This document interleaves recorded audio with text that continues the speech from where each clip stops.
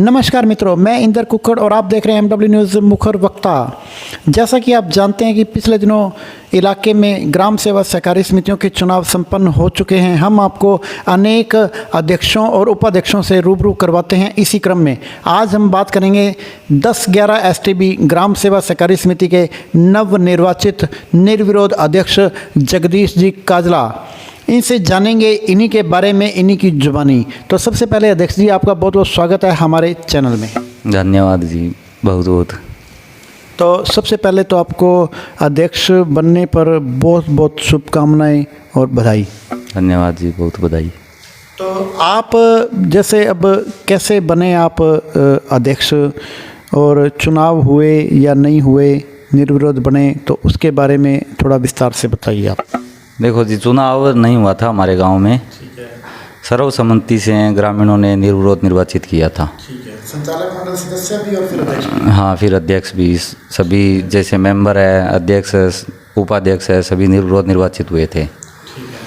तो ये तो आपकी जगदीश जी एक गांव में एक बनी बनाई छवि थी, जिस वजह से आपको अध्यक्ष बना दिया। नहीं तो आज एक वार्ड पंच और एक संचालक मंडल के भी चुनाव हो जाते हैं।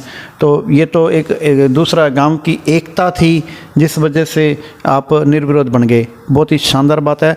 तो अब बात करेंगे जगदीश जी, आपकी जो समिति है 10-11 STB, हालांकि काफ़ी पुरानी समिति है, इसकी कंडीशन कैसी है? या तो समिति घाटे में होती है, या फ़ायदे में होती है, या सामान्य कंडीशन में होती है?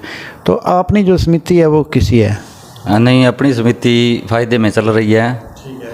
और लगभग 20-22 लाख रुपए हमें तो जैसे बताया था, भी फ़ायदे में है हमारी समिति और बढ़िया चल रही है कंडीशन में। बहुत ही शानदार बात है। अब बात करेंगे जगदीश जी कि अब जैसे आपको समिति का अध्यक्ष नियुक्त करा दिया है, वो भी निर्विरोध, समस्त संचालक मंडल और अध्यक्ष और उपाध्यक्ष दोनों के दोनों सभी को निर्विरोध बनाया है। अब आप जो आपका जो कार्यकाल है उसमें क्या कार्य योजना लेके आप चलते हैं? क्या आप समिति को और आगे बढ़ाने के लिए और लाभ में लाने के लिए और सक्षम बनाने के लिए आपकी क्या योजना है? देखो जी, ऐसे है, अभी तो मैं नया ही बना हूँ, लेकिन जैसे ही हमें जो जानकारी मिलेगी, आगे मिलेगी, या मीटिंग में जाएंगे, जितना होगा इतना हम अपनी समिति में फ़ायदा करेंगे। और जैसे भी जो स्कीम आएगी उसका ज़्यादा से ज़्यादा किसानों को लाभ मिले, जैसे खाद उर्वरक है, स्प्रे वगैरह जो भी है हमारी समिति में, वो जितना हो सके उतना हम लेके आएंगे, ज़्यादा से ज़्यादा। मतलब सरकार की, चाहे केंद्र सरकार की हो चाहे राज्य सरकार की हो, हर जन कल्याणकारी जो योजनाएं हैं उनका लाभ आप प्रत्येक संचालक मंडल सदस्य और अन्य सदस्यों को, ग्रामीणों को आप दिलवाने का भरपूर प्रयास करेंगे।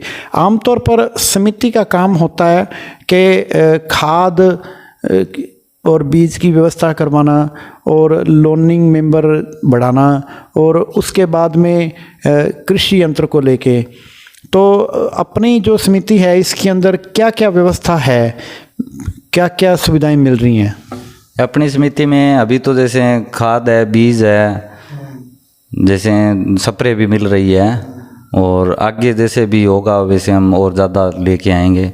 अभी तक कृषि यंत्र हमारी समिति में नहीं है कोई, तो जैसे भी होगा वो कृषि यंत्र हम लाने की कोशिश करेंगे। वैसे भी कहते हैं जो कृषि यंत्र है, अब जैसे क्या होता है कि बड़ा किसान तो कृषि यंत्र ले आता है आजकल, जैसे कृषि यंत्र है वो 70-80 हज़ार से स्टार्ट होकर लाखों में है। तो जो छोटा किसान है जिसके पास में 2-4 बीघा ज़मीन है, समस्या आती है उसको, जो कृषि यंत्र ला नहीं पाता है। दूसरा, समिति में अगर कृषि यंत्र आता है तो एक तो काश्तकार को फ़ायदा मिलता है कि उसको कृषि यंत्र अपने गांव के अंदर ही मिल जाता है और इधर उधर भटकना नहीं पड़ता।